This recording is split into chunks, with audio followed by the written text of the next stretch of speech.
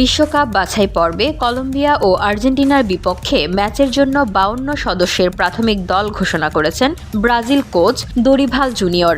দীর্ঘ 9 বছর পর দলে জায়গা পেয়েছে মিডফিল্ডার অস্কার। তার সঙ্গে ব্রাজিল দলে ফিরেছেন নেইমার। আগামী 7 মার্চ চূড়ান্ত দল ঘোষণা করবেন সেলেসাও কোচ।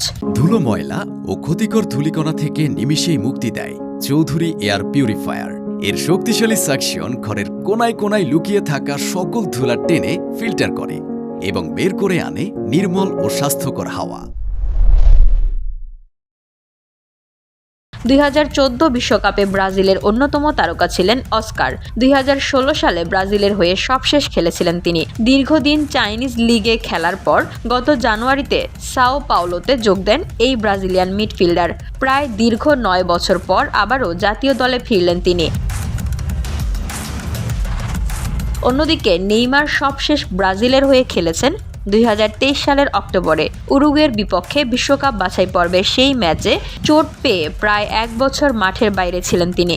গত বছরের শেষ দিকে ক্লাব ফুটবলে ফিরলেও জাতীয় দলের হয়ে খেলার সুযোগ হয়নি তার। তবে সম্প্রতি সান্তোসে ফিরে দুর্দান্ত ফর্মে রয়েছে নেইমার। তাই তো নেইমারকে রেখেই প্রাথমিক দল ঘোষণা করেছেন কোচ দরিভাল।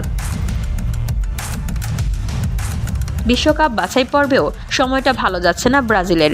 12 ম্যাচে 5 জয়ে 18 পয়েন্ট নিয়ে টেবিলের 5-এ আছে সেলেসাওরা। অন্যদিকে সমান ম্যাচে 25 পয়েন্ট নিয়ে শীর্ষে আছে বর্তমান চ্যাম্পিয়ন আর্জেন্টিনা।